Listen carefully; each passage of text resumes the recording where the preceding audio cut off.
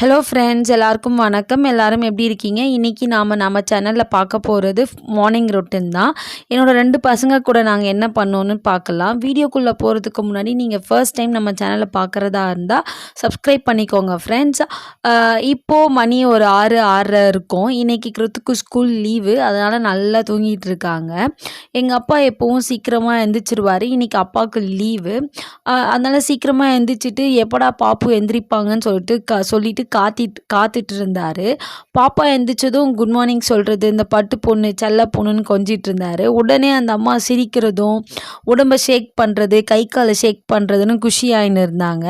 என் அப்பாவுக்கு குழந்தைங்கன்னா ரொம்ப பிடிக்கும். என்னோட 2 பாப்பாவையும் நான் எங்கள் அம்மா வீட்டில் இருக்கிற வரையும் எங்கள் அப்பா தான் வளர்த்தாருன்னு சொல்லுவேன்.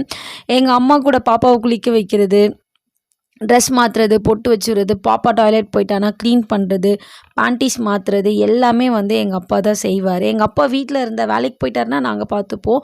பட் வீட்டில் இருக்காருன்னா சரி ஆகி போயிட்டாலே நீங்கள் பண்ணுங்க அப்படிலாம் சொல்லவே மாட்டார். உடனே அவரே எல்லாமே செஞ்சுருவார். ஏன்னா அவருக்கு குழந்தைங்கன்னா ரொம்ப பிடிக்கும்.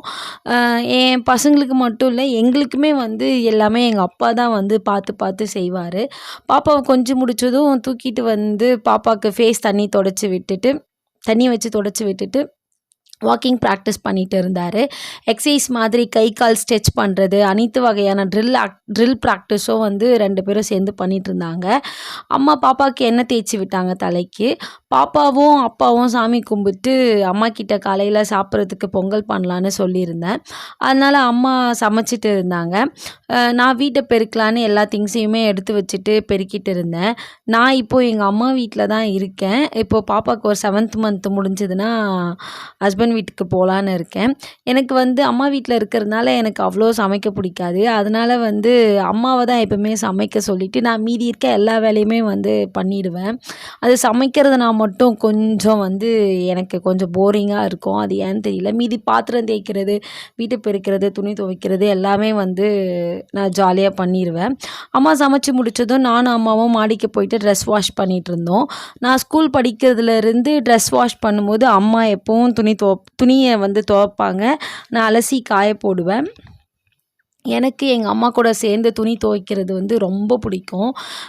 இப்படி துவைக்கும் போது எங்கள் அம்மா கூட நிறைய கதை பேசிட்டு ஏதாச்சும் கோவமாக இருந்தால் வம்புக்கு இழுத்துட்ருப்பேன். இப்போ தான் கல்யாணம் ஆகிட்ட பிறகு தான் வம்புலாம் இழுப்பேன். அதுக்கு முன்னாடி நிறைய பேசுகிறது அந்த மாதிரிலாம் தான் ஸ்கூலில் நடந்தது, காலேஜில் நடந்தது அதெல்லாம் டிஸ்கஸ் பண்ணிகிட்ருப்பேன். இப்போலாம் கொஞ்சம் ஏதாச்சும் மூடு சரியில்லைன்னா அம்மாக்கிட்ட கொஞ்சம் சின்னதாக சண்டை போடுறது அந்த மாதிரி வேலைலாம் பண்ணிகிட்ருக்கேன். இந்த டைமில் தான் நானும் எங்கள் அம்மா நிறைய பேசிட்டு செய்வோம். ஸோ அதனால் இந்த வேலை பர்சனலாக எனக்கு ரொம்ப பிடிக்கும்.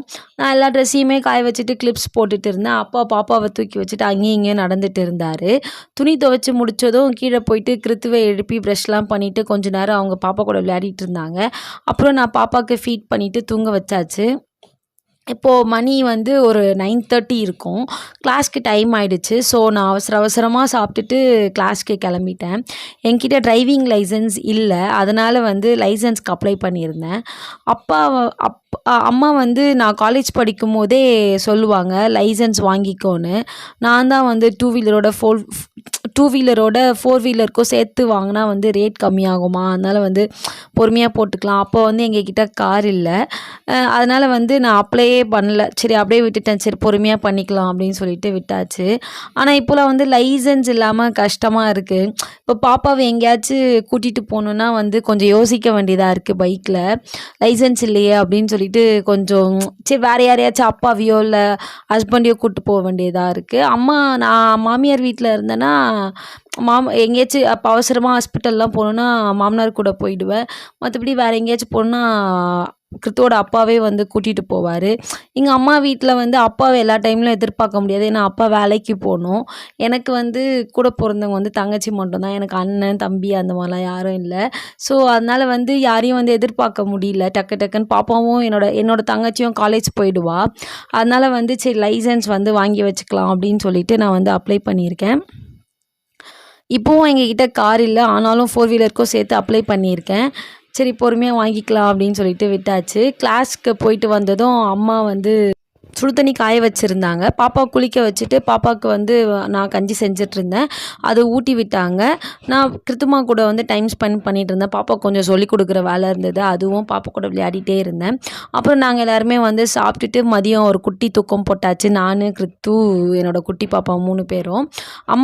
அம்மா வந்து கொஞ்சம் ஒர்க் இருக்குன்னு சொல்லிட்டு ஏதோ பண்ணிகிட்டு இருந்தாங்க. அப்புறம் ஈவினிங் போல் எழுந்து கோலம் போட்டுட்டு வாசல் தெளித்து கோலம் போட்டாச்சு. எனக்கு பார்த்திங்கன்னா இந்த ஸ்டார் தான் வந்து எனக்கு கைவந்த கலை. மீதி வந்து எனக்கு அவ்வளோ கோலம் வந்து ரொம்ப க்ரியேட்டிவாலாம் எனக்கு போட தெரியாது. போடுவேன், ப்ராக்டிஸ் பண்ணிவிட்டு போடுவேன். அந்த அளவுக்கு தான் எனக்கு போட தெரியும். அதுக்கப்புறம் பாப்பா கூட வந்து பாப்பா வந்து விளையாடலான்னு சொல்லிட்டு இருந்தா. சரின்னு சொல்லிட்டு பாப்பா கூட விளையாடிட்டு காஃபி போட்டு குடிச்சிட்டு அப்படியே வந்து டைம் பாஸ் பண்ணிகிட்டு இருந்தோம். இதுதான் வந்து எங்களோட மார்னிங் ரொட்டீன். உங்களுக்கு இந்த வீடியோ பிடிச்சிருந்தா லைக் பண்ணுங்கள், ஷேர் பண்ணுங்கள், சப்ஸ்கிரைப் பண்ணுங்கள் ஃப்ரெண்ட்ஸ். பை.